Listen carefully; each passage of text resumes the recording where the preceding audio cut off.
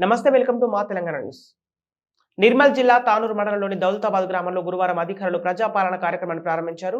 తెలంగాణ రాష్ట్ర కాంగ్రెస్ ప్రభుత్వం 6 గ్యారంటీ పథకాల లబ్ధిదారులకు ఎంపిక చేసేందుకు ప్రత్యేక కౌంటర్లను ఏర్పాటు చేశారు. ఈ సందర్భంగా ప్రజల నుండి వారు దరఖాస్తులు స్వీకరించారు. ఈ కార్యక్రమంలో ఎంపీడీఓ శ్రీనివాసరావు, ఎంపీఓ మోహన్ సింగ్, స్థానిక సర్పంచ్ వాగ్మరే శ్యామల సంజయ్, కార్యదర్శి, ప్రజాప్రతినిధులు, గ్రామస్తులు పాల్గొన్నారు. ప్రయాణం అర్హులైన వారందరికీ రాజీవ్ ఆరోగ్యశ్రీ 10 లక్షల వైద్య సహాయం గ్యారంటీలను అమలు చేసి చరిత్ర సృష్టించింది. అదే సంకల్పంతో మిగిలిన గ్యారంటీలను కూడా నెరవేర్చేందుకు ప్రజాపాలన కార్యక్రమానికి మన ప్రభుత్వం శ్రీకారం చుట్టిందని తెలియజేసేందుకు గర్విస్తున్నాం.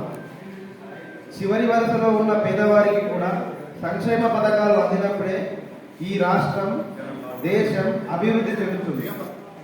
ప్రజాపాలన ఉద్దేశం నిస్సహాయులకు సాయం చేయడం.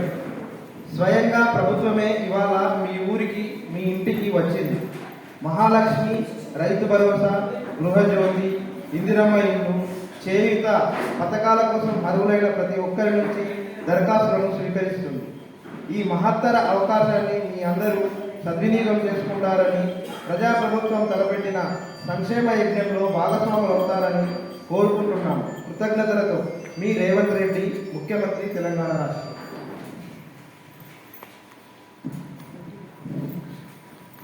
ఇప్పుడు అందరూ కూడా 4 కౌంటర్లు ఉన్నాయి. 2 మహిళలు, 2 పురుషులు. అందరూ కూడా 4 లైన్లు పెట్టి అందరూ కూడా దరఖాస్తు ఇవ్వవలసిందిగా కోరుతున్నాం.